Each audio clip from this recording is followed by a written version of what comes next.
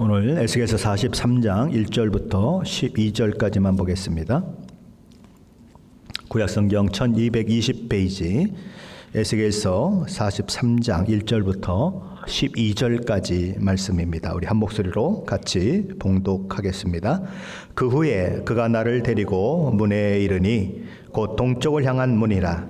이스라엘 하나님의 영광이 동쪽에서부터 오는데 하나님의 음성이 많은 물소리 같고 땅은 그 영광으로 말미암아 빛나니 그 모양이 내가 본 환상 곧 전에 성읍을 멸하려 올 때에 보던 환상 같고 그발 강가에 보던 환상과도 같기로 내가 곧 얼굴을 땅에 대고 엎드렸더니 여호와의 영광이 동문을 통하여 성전으로 들어가고 영이 나를 들어 데리고 안뜰에 들어가시기로 내가 보니 여호와의 영광이 성전에 가득하더라. 성전에서 내가 하는 말을 내가 듣고 있을 때에 어떤 사람이 내 곁에 서 있더라. 그가 내게 이르시되 인자야 이는 내 보좌에 쳐서 내 발을 두는 처소 내가 이스라엘 족속 가운데에 영원히 있을 곳이라. 이스라엘 족속 곧 그들과 그들의 왕들이 음행하며 그 죽은 왕들의 시체로 다시는 내 거룩한 이름을 더럽히지 아니하리라. 그들이 그 문지방을 내 문지방 곁에 두며 그 문설주를 내 문설주 곁에 두어서 그들과 나 사이에 겨우 한 담이 막히게 하였고 또 그 행하는 가증한 일로 내 거룩한 이름을 더럽혔으므로 내가 노하여 멸망시켰거니와 이제는 그들이 그 음란과 그 왕들의 시체를 내게서 멀리 제거하여 버려야 할 것이라. 그리하면 내가 그들 가운데에 영원히 살리라. 인자야 너는 이 성전을 이스라엘 족속에게 보여서 그들이 자기의 죄악을 부끄러워하고 그 형상을 측량하게 하라. 만일 그들이 자기들이 행한 모든 일을 부끄러워하거든 너는 이 성전의 제도와 구조와 그 출입하는 곳과 그 모든 형상을 보이며 또 그 모든 규례와 그 모든 법도와 그 모든 율례를 알게 하고 그 목전에 그것을 써서 그들로 그 모든 법도와 그 모든 규례를 지켜 행하게 하라. 성전의 법은 이러하니라. 산 꼭대기 지점의 주인은 지극히 거룩하리라. 성전의 법은 이러하니라. 아멘. 에스겔서 40장부터 이제 이스라엘의 회복에 대한 그런 확증을 해주는 차원에서 하나님께서 새 성전에 대해서 말씀하시고 이제 오늘 본문을 통해서는 새 성전에서 어떤 일들이 일어나는가 하는 문제들을 그렇게 말씀하고 계십니다. 오늘 본문은 그 새로운 성전에 떠나가셨던 하나님의 영광이 다시 돌아오는 그런 장면으로 시작이 되죠. 오늘 본문에 에스겔서 43장 1절로 5절 말씀에 보면 이렇게 되어 있습니다. 그 후에 그가 나를 데리고 문에 이르니, 이 문이 어디입니까? 예루살렘 그 성전이 있는 500피트, 500규빗으로 되어 있는 그런 그 동쪽에 있는 문을 가리키는 것이죠. 그 동쪽을 향한 문이라. 이스라엘 하나님의 영광이 동쪽에서부터 오는데 하나님의 음성이 많은 물소리 같고 땅은 그 영광으로 말미암아 빛나니 그 모양이 내가 본 환상 곧 전에 성읍을 멸하려 올 때에 보던 환상 같고 그발 강가에 보던 환상과도 같기로 내가 곧 얼굴을 땅에 대고 엎드렸더니 여호와의 영광이 동문을 향하여 성전으로 들어가고 영이 나를 들어 데리고 안뜰에 들어가시로 내가 보니 여호와의 영광이 성전에 가득하더라. 에스겔은 19년 전인 주전 592년에 하나님의 영광에 사로잡혀서 예루살렘을 방문한 적이 있습니다. 에스겔서 8장에 보면 에스겔 선지자는 환상 중에 머리 한 모습이 그렇게 잡혀서 머리가 잡힌 채 공중으로 끌어올리는 환상을 보게 됩니다. 그래서 어디로 가게 되냐면 예루살렘 안뜰로 들어가는 북향한 문에 이르게 됩니다. 하나님께서 그 성전에서 이스라엘 백성들이 하고 있는 각종 더럽고 추악하고 가증한 일들을 에스겔 선지자에게 보여주시죠. 그리고 에스겔서 9장에 보면 그런 예루살렘 성을 멸망시키기에 앞서서 예루살렘에서 일어나는 그런 가증하고 더럽고 추악한 일들, 불신앙과 우상 숭배로 인해서 가슴을 치며 우는 자들이 있었는데 그들의 이마에 표를 그려라 라고 말씀하시죠. 왜 그렇게 하십니까? 그들을 구분하여 그 멸망으로부터 구원해 내시기 위해서 그런 일들을 하게 하시는 것입니다. 그리고 이제 이어지는 에스겔서 10장에 보면 예루살렘 성과 성전의 철저한 파괴에 앞서서 무슨 일이 먼저 일어나는가? 하나님께서 성전을 떠나시는 일이 먼저 일어납니다. 우리 에스겔서 10장인데 한번 가보실까요? 에스겔서 10장입니다. 에스겔서 10장 18절 19절 말씀입니다.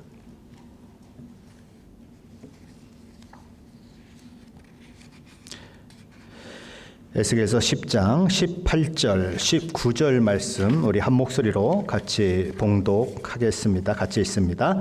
여호와의 영광이 성전 문지방을 떠나서 그룹들 위에 머무르니 그룹들이 날개를 들고 내 눈앞에 땅에서 올라가는데 그들이 나갈 때에 바퀴도 그 곁에서 함께 하더라. 그들이 여호와의 전으로 들어가는 동문에 머물고 이스라엘 하나님의 영광이 그 위에 덮였더라. 여호와의 영광이 성전 문지방을 떠나서 그룹들 위에 머물렀다라고 말합니다. 그룹들은 하나님의 보호자를 움직이는 그런 그룹들이죠. 그런데 하나님이 떠나시기 위해서 문지방에서 그 그룹들이 움직이는 보호자 위로 움직이셨다라고 얘기하는 것입니다. 그리고 동문에 이르렀다. 동문은 어디입니까? 이 담이 있는 그 동문에 이른 것이죠. 자, 그렇게 이제 이야기가 되고 있는 것입니다. 자, 그리고 이제 에스겔서 11장으로 한번 가보시죠. 에스겔서 11장 22절, 23절 말씀입니다. 에스겔서 11장 22절, 23절 말씀 같이 한 목소리로 봉독합니다. 그때의 그룹들이 날개를 드는데 바퀴도 그 곁에 있고 이스라엘 하나님의 영광도 그 위에 덮였더니 여호와의 영광이 성읍 가운데서부터 올라가 성읍 동쪽 산에 머무르고 조금 전만까지도 어디에 있었습니까? 성전 동쪽 문 앞에 그 그룹들이 하나님의 보호자를 움직이는 그 그룹들이 있었습니다. 그런데 지금 그 그룹들이 하나님의 보좌에 앉으신 그 하나님을 어디로 끌고 갑니까? 성읍 위로 떠올라서 산으로 그렇게 옮겨가는 그런 모습을 보이는 것입니다. 이제 완전히 예루살렘 성전을 떠나는 그런 모습이 거기 나타나는 거죠. 바로 이런 장면이 있은 이후에 에스겔 선지자는 현실로 다시 돌아오게 됩니다. 현실로 딱 돌아오면 그 앞에 포로로 잡혀와 있는 바벨론으로 포로로 잡혀와 있는 이제 이스라엘의 장로들이 이 에스겔 선지자에게 뭔가 물으려고 와서 앉아 있는 것이죠. 그때에 이제 다시 환상으로부터 현실로 돌아왔던 에스겔 선지자는 자기가 본 것에 대해서 그들에게 이야기를 하게 되는 것입니다. 바로 이 일이 있은 이후 약 8년 후에 이제 예루살렘 성전은 완전히 파괴되고 그리고 예루살렘 그 성도 완전히 함락됐죠. 그리고 남유다라고 하는 나라는 역사 속에서 사라져 버립니다. 바로 그렇게 하나님께서 떠나시는 그 장면이 있고 하나님이 떠나시자 성전도 무너지고 이스라엘 백성들의 모든 삶도 완전히 망가지고 그리고 나라도 망하는 그 일들이 있게 되는데 이제 그렇게 망하고 나서 포로도 잡혀가고 종살이도 하고 여러 가지 많은 일들이 일어났는데 이제 그 새로운 성전을 하나님께서 에스겔 선지자에게 환상 중에 보여주시고 그 성전으로 하나님이 다시 돌아오시는 그런 장면이 바로 오늘 장면인 것입니다. 그러므로 이 하나님이 새로운 성전으로 돌아오시는 이 장면은 굉장히 가슴 벅찬 장면이에요. 굉장히 감격적인 장면입니다. 다시 돌아오시는 하나님의 이 모습은 이스라엘의 회복이 정점에 이르렀다고 하는 것을 보여주는 것입니다. 근데 그 하나님의 영광이 어디로부터 옵니까? 동쪽으로부터 옵니다. 동쪽 문으로 나가셨듯이 동쪽 문으로 다시 들어오시는 것입니다. 자, 그런데 새 성전으로 들어오시는 하나님의 음성은 많은 물소리 같고 그리고 또한 하나님의 영광의 빛으로 말미암아 땅들조차도 어떻게 해요? 빛을 발하게 되었다라고 오늘 성경은 얘기하는 것입니다. 에스겔 선지자는 그 광경을 바라보면서 자신이 지금 보고 있는 환상이 성전이 파괴되고 예루살렘 성이 멸망할 것이 예언될 때에 임재하셨던 하나님의 모습임을 보게 되는 것입니다. 그리고 그발 강가에서 보았던 그 하나님의 임재의 모습과 동일하다는 것을 그는 보면서 이제 하나님이 임재하시는구나라고 하는 것을 깨닫게 되면서 바로 그 모습을 보고 어떻게 합니까? 땅에 엎드려 그 하나님께 경배하는 것입니다. 에스겔 선지자가 얼굴을 땅에 대고 경배하는 동안 하나님의 영광은 담 바깥으로부터 7계단이 있는 동쪽 문을 향해 들어오지요. 그리고 다시 8계단을 지나서 성전 안뜰로 들어갑니다. 그리고 다시 10계단을 지나서 성전과 지성소로 들어가는 것이죠. 순간 성전 안이 어떻게 되겠습니까? 하나님의 영광이 성전 안으로 들어가니까 성전이 아주 그냥 환하게 비치는 하나님의 영광으로 찬란해지는 그런 일들이 일어나는 것입니다. 에스겔 선지자는 5절 하반절에서 이렇게 말합니다. 내가 보니 여호와의 영광이 성전에 가득하더라. 에스겔서 10장과 11장에서 예루살렘 성전을 떠나시는 하나님의 모습은 주저주저하는 모습이었어요. 마치 떠나기 싫으신데 떠날 수밖에 없는 상황이 되었기 때문에 여기서 요만큼 왔다가 여기서 요만큼 왔다가 그리고 떠나가는 그런 모습이었어요. 그런데 여기 예루살렘 성전으로 돌아오시는 하나님의 그 모습 속에는 그런 모습이 나타나지 않습니다. 그야말로 신속히 들어가는 모습이에요. 이스라엘 죄악 때문에 그들을 심판할 수밖에 없으셨던 하나님은 당신의 백성을 떠날 때에는 머뭇머뭇하며 떠나셨습니다. 그러나 다시 돌아오실 때에는 이스라엘 백성들을 회복시키겠다고 하는 그 약속의 상징으로 그렇게 돌아오실 때에는 당신의 백성과 함께하고 싶은 마음이 너무 크셨기 때문에 아주 신속히 마치 빛처럼 빠른 속도로 성전 안으로 들어가시는 것입니다. 그리고 뭐라고 말씀하십니까? 내가 여기 있노라, 내가 여기 임재하였노라 하시면서 성전을 하나님의 영광의 빛으로 가득 채우시는 것입니다. 그것이 하나님의 마음이에요.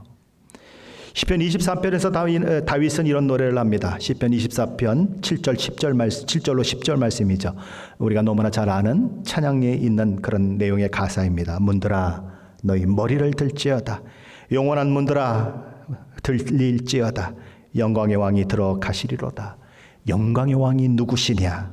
강하고 능한 여호와시요 전쟁에 능한 여호와시로다. 문들아 너희 머리를 들지어다. 영원한 문들아 들릴지어다.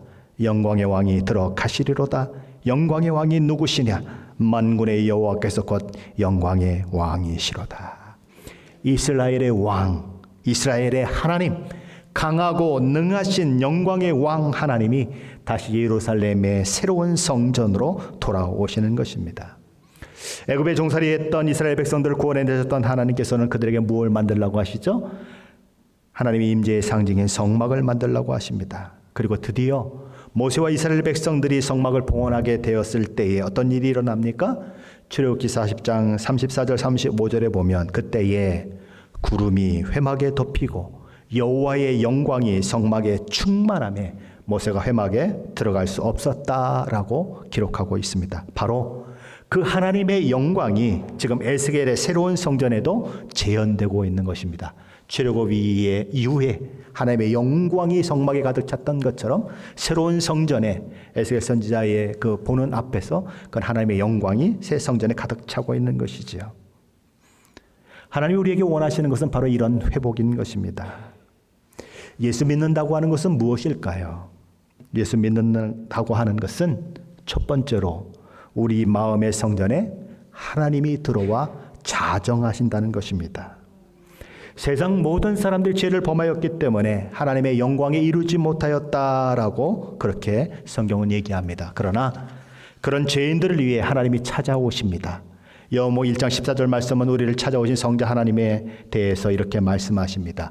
말씀이 육신이 되어 우리 가운데 거하시매 우리가 그의 영광을 보니 아버지의 독생자의 영광이요 은혜와 진리가 충만하더라.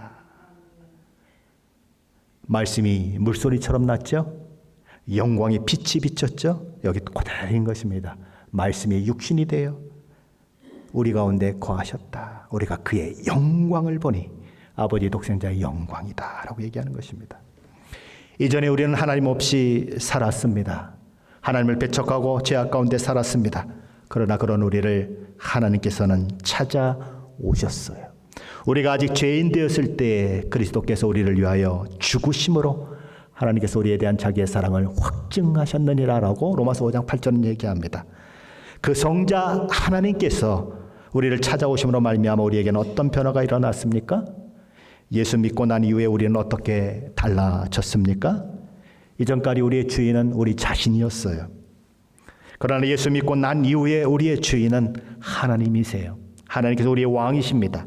하나님께서는 저와 여러분을 구원하셔서 새 성전 삼아 주시고 그곳에 임재하셔서 오늘도 저와 여러분의 주인으로 왕으로 저와 여러분의 삶을 통치하시고 인도하시는 분이시라는 거예요. 성전에 들어오신 하나님, 예수를 믿는 저와 여러분 안에도 들어와 계신 것입니다. 예수 믿는다는 것은 하는 것은 또 무엇일까요? 예수 믿는다고 하는 것은 두 번째로 이전에 섬기던 모든 것을 버리고 오직 하나님만 섬기며 예배하는 삶으로 돌이키는 것을 말합니다. 교회는 왜 존재할까요? 교회의 존재 목적은 무엇일까요? 교회는 하나님을 예배하기 위해서 존재합니다. 교회의 존재 목적은 하나님을 예배하는 거예요. 보통 선교사들은 교회는 선교를 위해서 존재한다고 얘기합니다. 아니에요. 교회가 왜 선교합니까? 하나님을 알지 못해서 하나님을 예배하지 못하는 사람들에게 하나님을 알려줌으로써 그들로 하여금 하나님을 예배하게 하도록 만들기 위해서 선교하는 거예요. 결국 모든 목적은 어디에 있는가? 하나님을 예배케 하는 데 있습니다. 저와 여러분이 왜 수요일에 교회에 나옵니까? 왜 저와 여러분이 주일이 되면 교회에 또한 나옵니까? 이유가 무엇입니까? 은혜 받기 위해서입니까? 하나님께 무언가 받아내기 위해서입니까? 아니에요. 그것들은 다 부수적인 거예요. 더 중요한 것이 있습니다. 우리가 교회에 나오는 가장 큰 이유는 하나님을 예배하는 거예요. 하나님을 온전히 전심으로 예배하는 것이 저와 여러분이 은혜 받는 것, 저와 여러분이 하나님 앞에 무언가 신령한 복과 은혜를 받아 누리는 것보다 우선한다는 거예요. 저와 여러분이 교회에 나오는 이유는 하나님께 우리의 몸과 마음을 산 제물로 드리기 위해 나오는 것입니다. 우리는 종종 예배 보러 간다라고 이야기해요. 그러나 틀린 말이에요. 예배는 보는 것이 아니고 드리는 거예요. 누구에게? 하나님께 드리는 거예요. 하나님께 우리 자신을 산 제물로 드리는 것입니다. 우리는 예배를 통해서 자꾸 이런 걸 생각하죠. 내가 은혜를 받았느냐 못 받았느냐 하는 것에 집중합니다. 오늘 뭐 찬양이 어땠고 오늘 찬양이 좋았고 안 좋았고 뭐 이런 얘기 많이 합니다. 오늘 말씀이 어떻고 저쩌고 이런 얘기를 많이 합니다. 예, 좋은 얘기죠. 그런데 그런 것에는 굉장히 집중하고 있는데 정작 내가 정말 하나님 앞에 진정으로 예배했는가? 내가 정말 오늘 예배를 통해서 하나님을 온전히 높여드렸는가? 나의 예배를 하나님이 기쁘시게 받았을까 하는 것에는 별다른 관심이 없다는 것입니다. 뭔가 잘못돼도 크게 잘못된 것입니다. 왜 예배하는데요? 하나님을 높여드리고 하나님을 예배하기 위해서 우리는 모이는데 거기에는 덜 집중되고 부수적이고 다른 것들에 우리는 너무 집중하고 있다는 거죠. 예배는 하나님께 내 모든 삶을, 내 모든 것을 드리는 것입니다. 그러므로 저와 여러분이 정말 교회가 하나님의 임재의 장소이고 하나님을 예배하는 곳이라고 믿고 있다면 저와 여러분의 예배는 달라질 수밖에 없어요. 한 나라의 대통령의 초대를 받아 함께 있는 장소에서도 우리는 말을 조심합니다. 행동을 조심합니다. 그것이 우리의 모습이에요. 그러면 정말 하나님이 임재해 계시는 예배당에 나와서 하나님을 예배한다면 그분이 만왕의 왕이고 만주의 주시고 창조주심을 정말 우리가 믿는다면 저와 여러분은 예배에 나와서 함부로 말할 수 없습니다. 함부로 행동할 수 없어요. 어떻게 그 하나님 앞에서 함부로 할 수가 있겠습니까? 우리는 그 하나님의 임재 의식을 회복해야 하는 거예요. 하나님의 임재의 영광을 확인한 에스겔이 어떻게 합니까? 즉각 땅에 엎드려져서 하나님을 경배하는 것처럼 하나님의 임재 앞에 우리는 거꾸러져야 하고 하나님의 임재 앞에 우리는 엎드려 경배해야 하는 것입니다. 예수 믿는다고 하는 것은 무엇일까요? 예수 믿는다고 하는 것은 세 번째로 과거에 행했던 모든 죄로부터 돌아서는 것을 말합니다. 떠나졌던 하나님의 영광이 다시 돌아왔습니다. 그래서 새로운 성전은 하나님의 영광의 빛으로 가득 채워졌어요.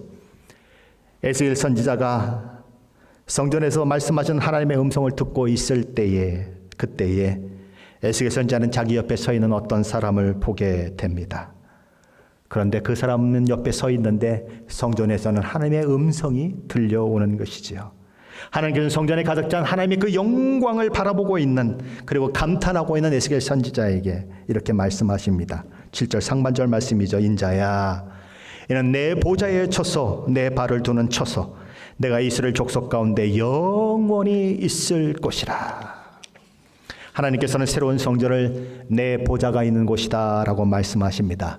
내 발을 두는 곳이다 라고 말씀하세요. 그리고 내가 다시는 이 성전을 떠나지 아니하겠다, 영원히 이스라엘 족속 가운데 있겠다고 말씀하십니다. 그리고 에스겔서 44장 1절에 보면 이렇게 되어 있습니다. 그가 나를 데리고 성소의 동쪽을 향한 바깥문에 돌아오시니 그 문이 닫혔더라. 언제 닫혔습니까?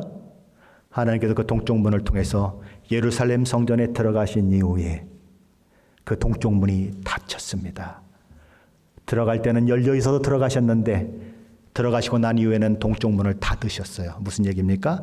하나님이 나가지 않으신다는 거예요. 영원히 이스라엘 백성과 함께 하겠다는 거예요. 그 얘기를 하고 있는 것입니다. 자, 그러면 하나님이 영원히 거하실 성전인데, 그렇다면 하나님이 영원히 거하실 그 성전에서 있어서는 안 되는 일들이 무엇이라고 하나님은 말씀하십니까? 하나님 두 가지를 말씀하세요. 첫째는 우상 숭배와 같은 가증한 일이 있어서는 안 된다라고 말씀하십니다. 오늘 본문 7절 하반절 말씀은 과거 하나님께서 성전을 떠나실 수밖에 없었던 이유가 이스라엘 족속 곧 그들과 그들의 왕들이 음행하였기 때문이다라고 말씀합니다. 이스라엘 왕들은 성전 가까이에 자신들의 왕궁을 지었습니다. 그러니까 자신들의 왕궁이, 자신들이 다스리고 통치하고 자신들이 삶의 터전이 성전과 가까이 있었습니다. 그러면 당연히 어떻게 해야 합니까?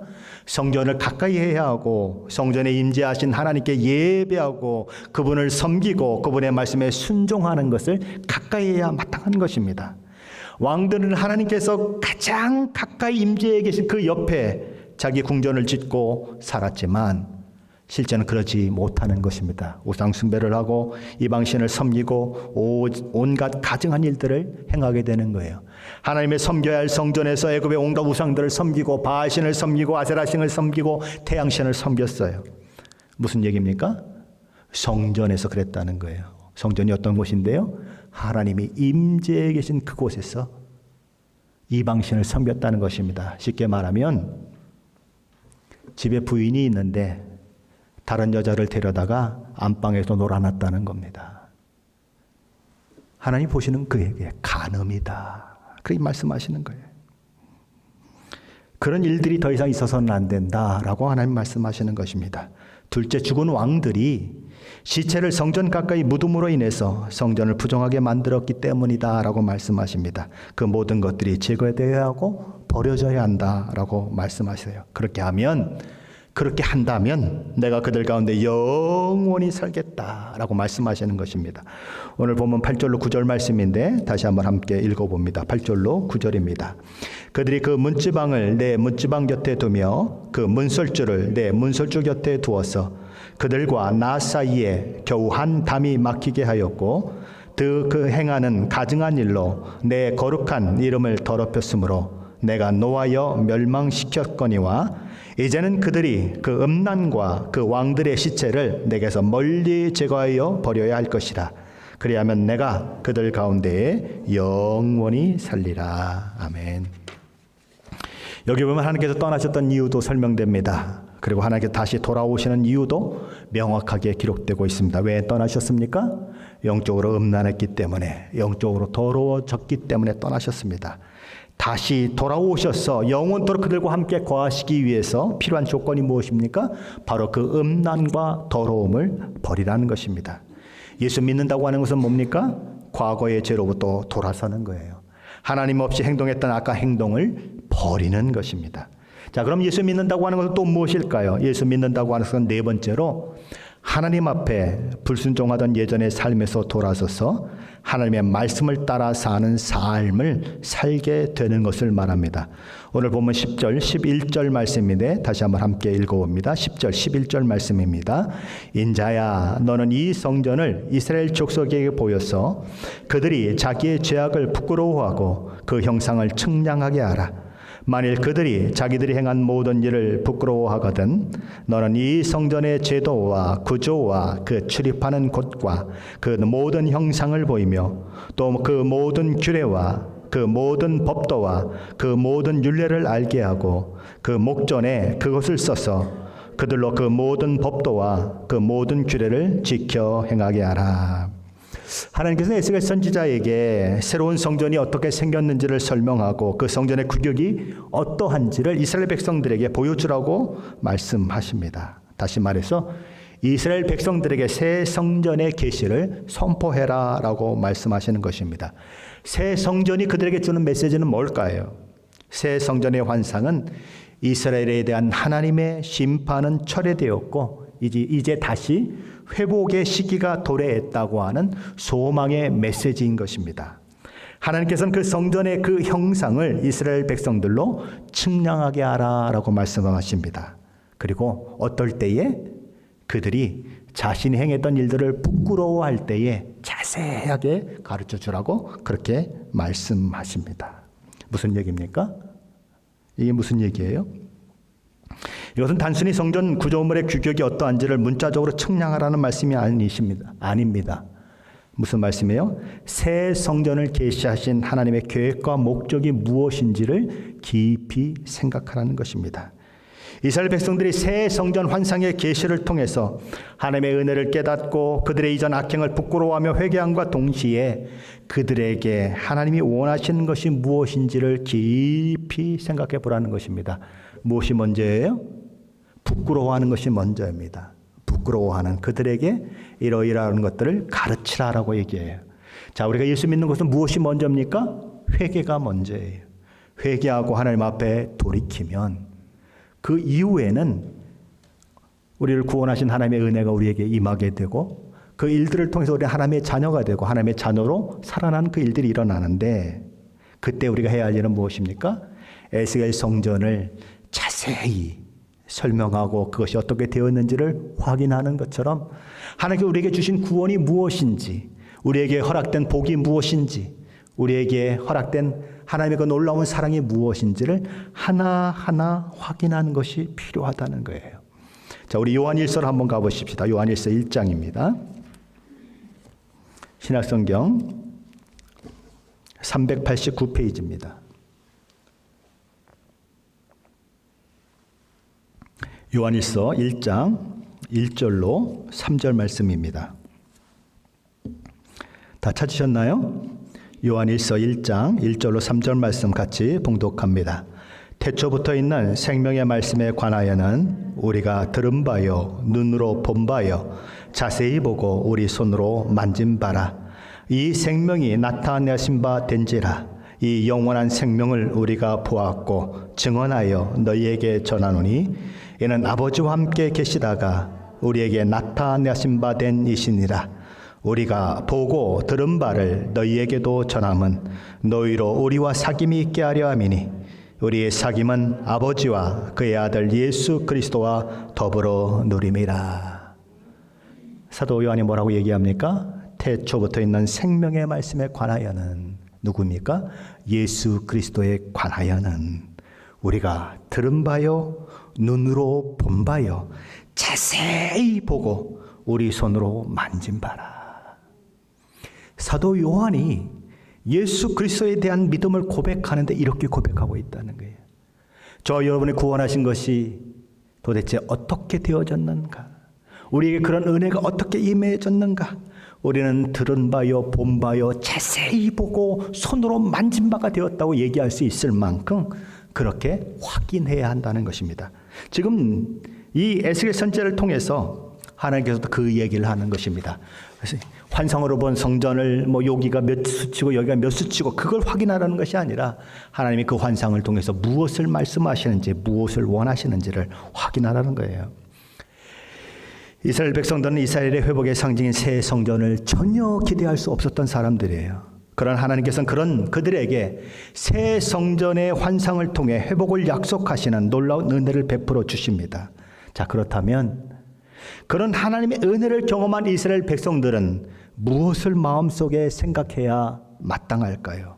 전혀 예측하지 못했습니다. 전혀 살아날 소망이 없었습니다. 절망 가운데 있었습니다. 회복을 꿈꿀 수도 없었어요. 그런데 하나님께서 일방적으로 회복을 선언하시고 회복을 새 성전을 통해서 증거해 주셨습니다. 그렇다면 이스라엘 백성들은 마음속으로 무엇을 생각해야 마땅할까요? 저 여러분이 구원을 받았습니다. 전혀 예측지도 못했을 때에 하나님께서 우리가 죄인 되었을 때에 예수께서 이 땅에 보내주셔서 십자가에 죽게 하심으로 우리의 구원을 완성하시고 그 구원의 소식 우리에게 들려지게 하셨습니다. 그 은혜를 알게 하셨어요. 그렇다면 저와 여러분이 생각해야 마땅한 것이 무엇일까요? 어떻게 하면 그 하나님의 은혜에 보답할까라고 하는 생각을 하는 것이 마땅한 것입니다. 자신이 누구이기에 정말 이런 엄청난 은혜가 부어졌는가?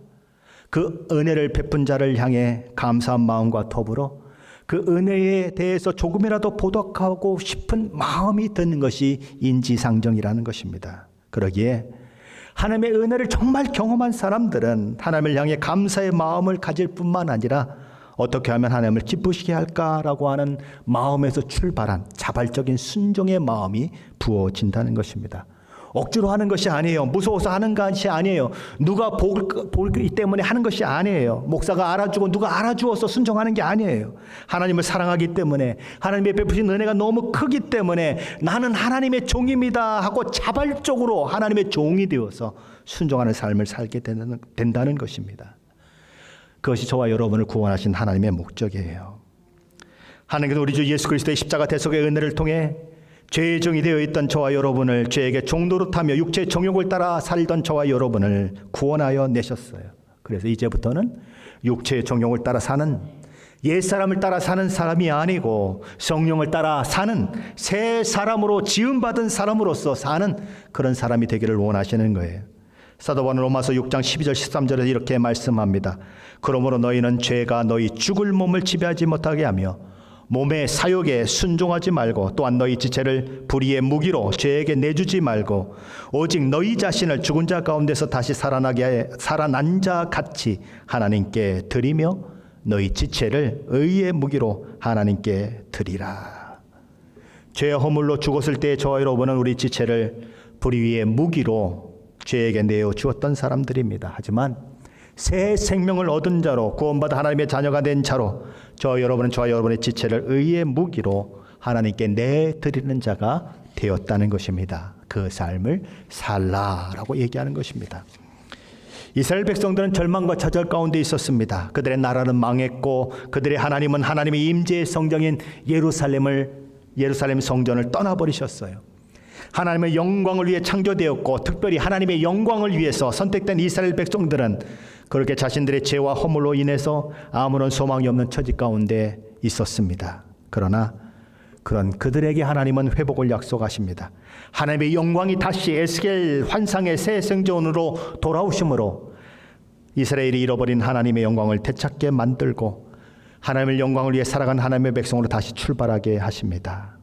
이스라엘 백성들처럼 저 여러분도 죄와 허물로 죽은 자들이었습니다. 하나님을 떠난 자들이요 하나님의 영광과는 거리가 먼 자들이요 하나님의 영광에 이르지 못하는 자들이었으며 하나님의 관계가 깨어져서 하나님의 저주와 심판 가운데 있었던 자들입니다. 저와 여러분에게 예비된 것은 영원한 지옥의 형벌밖에는 없었던 그런 사람들이 저와 여러분이에요. 그러나 하나님께서 그런 절망과 죽음 가운데 있는 저와 여러분을 찾아오셨습니다. 그리고 우리 주님의 십자가 대속의 은혜로 저와 여러분을 구원하시기를 기뻐하셨습니다. 예수 그리스도 얼굴에 있는 하나님의 영광을 아는 빛을 우리 마음에 비춰 주셨어요. 성령 하나님께서 우리의 마음을 성전 삼고 우리 안에 거하시고 계신 것입니다. 그렇게 하신 목적이 어디에 있습니까? 그렇다면 이전에 옛사람일 때의 모든 죄로부터 돌이켜 새 사람으로서 더 이상 내 인생의 주인이 되어 내 마음대로 살지 않고 하나님을 주인으로 모시고 하나님의 통치와 지배 아래서 하나님의 말씀에 순종하는 자로 살며 자신을 구원하시길 기뻐하신 하나님을 예배하는 자로 살게 하시기 위해서 그렇게 하신 것입니다. 사도 바울은 로마서 14장 8절에서 우리 삶이 어떠해야 하는지 이렇게 말합니다. 우리가 살아도 주를 위하여 살고 죽어도 주를 위하여 죽나니 그러므로 사나 죽으나 우리가 주의 것이로다. 고린도후서 5장 15절에서 이렇게 말씀합니다. 그가 모든 사람을 대신하여 죽으심은 살아있는 자들로 하여금 다시는 그들 자신을 위하여 살지 않고 오직 그들을 대신하여 죽었다가 다시 살아나신 이를 위하여 살게 하려 함이라. 저와 여러분이 예수 믿는다고 하는 것은 바로 그런 것입니다. 저와 여러분에게 이런 일이 일어났습니까? 이런 은혜의 일들이 저와 여러분에게 해당됩니까? 사도 바울은 고린도후서 13장 5절에서 이렇게 우리를 권면합니다. 너희가 믿음 안에 있는가? 너희 자신을 시험하고 너희 자신을 확증하라. 예수 그리스도께서 너희 안에 계신 줄을 너희가 스스로 알지 못하느냐? 그렇지 않으면 너희는 버림받은 자니라. 하나님의 계시지 않는 성전이 아닌 것처럼 예수 믿는다고 하면서 그 안에 예수 그리스도께서 내주하고 계신 줄 알지 못하고 내주하고 계신 그 예수 그리스도께서 나의 주인인 줄을 알지 못하고 여전히 내가 주인인 줄 착각하고 자기 마음대로 하고 자기 하고 싶은 대로 살아가는 사람이 있다면 그는 어떤 사람인가? 사도 바울은 이렇게 이야기합니다. 그렇지 않으면 너희는 버림받은 자니라. 예수 그리스도의 십자가 대속의 은혜를 진정으로 믿고 받아들인 자로 변화된 자로 하나님의 영광을 회복한 자로 매일매일의 삶 속에서 참된 예배자로 세워지시기를 부탁드립니다. 저와 여러분의 몸이 거룩한 산제물로 하나님께 드려지고 하나님의 선하시고 온전하시고 기뻐하신 뜻이 무엇인지를 분별하고 성의 삶을 살아가는 것, 바로 예수 믿는 자가 가야 할 길인 것입니다. 하나님이 저와 여러분을 구원하신 이유는 그것입니다. 아무런 조건도 아무런 기대할 것도 아무런 자격도 없는 저와 여러분을 위해서 하나님이 하신 그 일들을 통해 저와 여러분이 구원을 얻고 하나님의 자녀가 된 것은 바로 그런 삶을 살라고 저와 여러분에게 주신 은혜인 것입니다. 오늘 예루살렘 성전에 들어오시고 이스라엘 회복을 말씀하시는 그 하나님은 바로 그것들을 조목조목 말씀하고 계십니다.